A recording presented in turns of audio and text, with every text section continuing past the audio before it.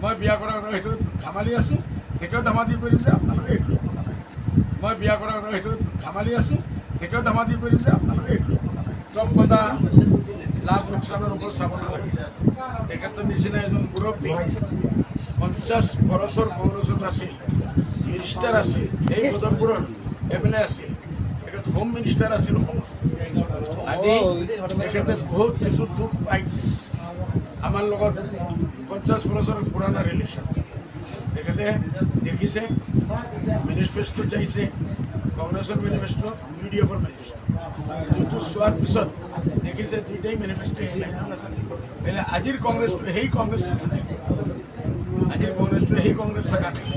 RSSৰ বহুত মানুহ কংগ্ৰেছৰ ভিতৰত সোমাই গৈছে, BJPৰ বহুত মানুহ সোমাই গৈছে, বিশ্ব হিন্দু পৰিষদৰ বহুত মানুহ সোমাই গৈছে। সেইকাৰণে তেখেতে দুখী হৈ জইন কৰিছে। আমি তেখেতক স্বাগত কৰিছোঁ, সাধাৰণ জনাইছোঁ, আদৰণি জনাইছোঁ, ৱেলকাম জনাইছোঁ। আৰু তেখেত অহাৰ কাৰণে আমাৰ দেশৰ বহুত লাভ হ'ব, বহুত লাভ হ'ব, এইটোৱে মই ক'ব বিচাৰিছোঁ। আৰু কেইজন অহাৰ কথা সম্ভাৱনা লাইন লাগি আছে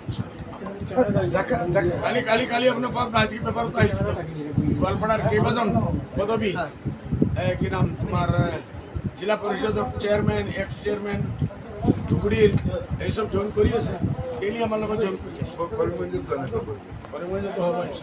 কংগ্ৰেছে কয় AIUDF BJP ভাই ভাই আৰু AIUDF কয় কংগ্ৰেছ BJP ভাই ভাই, আচলতে ৰহস্যটো কি, কোন কাৰ ভাই? আপোনালোকে পেপাৰলৈ বেছিকৈ জানিব, ভিতৰুৱা কথা আপোনালোকে জানে।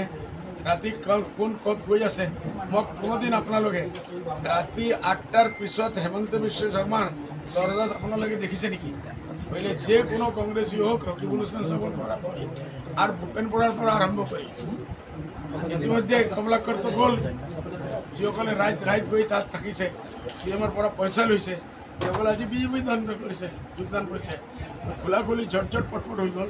আৰু এটা কথা মই কওঁ, লেটলি যোৱা এক সপ্তাহৰ ভিতৰত CMে কি কৈছে, ধুবুৰীত ৰকিবুল হুছেইন জিকাটো মই বিচাৰোঁ, বদৰুদ্দিন জিকিলে মই বেয়া পাম আৰু ৰকিবুল হুছেইন জিকিলে মই ভাল পাম, মই খুশ হ'ম।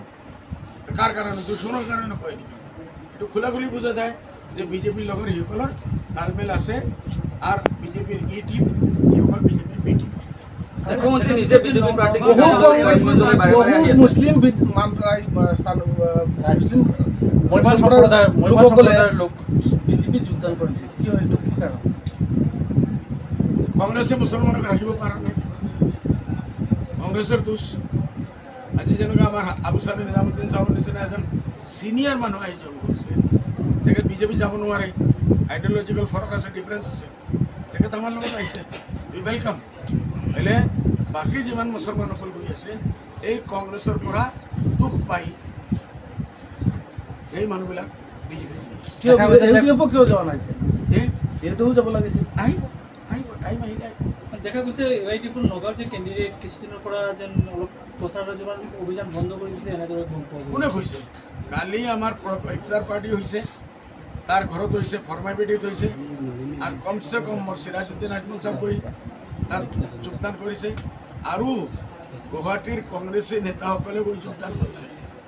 মোৰ দেন 5000 মানুহে ইফতাৰ পাৰ্টি খাইছে, আৰু কি লাগে? 50,000 মানুহ লাগে। আৰু কৰিমগঞ্জৰ চাহাবুল ইছলাম লৈ আপোনাৰ কিমান মানে আশাবাদী আছে? আমাৰ চাহাবুল ইছলাম আমাৰ কেণ্ডিডেট, আমি টিকেট দিছোঁ, মোৰ 100% আশা আছে যে চাহাবুল ইছলাম জিকিব। এনে চাহাবুল ইছলামৰ অপজিশ্যনত যে কেণ্ডিডেট উঠিছে, তেখেত লোকেল মানুহ নহয়, চালানী মাছ।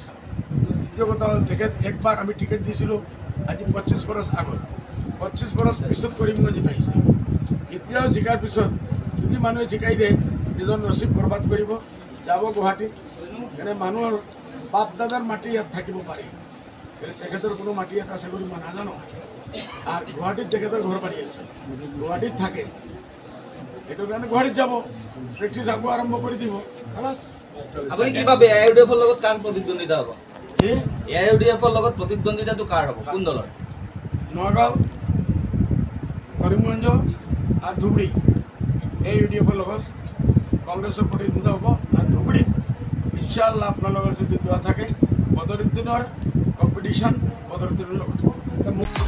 এইবাৰ নিৰ্বাচনত সবাতোকৈ গুৰুত্ব দিয়া হ'ব আপোনাৰ মতামতক লাইভত আপুনি জনাওক আপোনাৰ প্ৰিয় নেতা কোন আপোনাৰ মতে এইবাৰ কোন দলে মাৰিব শেষ হাঁহি প্ৰতিটো সমষ্টিৰ ভোটাৰৰ মত লাইভ ষ্টাৰ চিমেণ্ট টাইম 8 জনাদেশ পাৱাৰ্ড বাই ডেটা মেচিন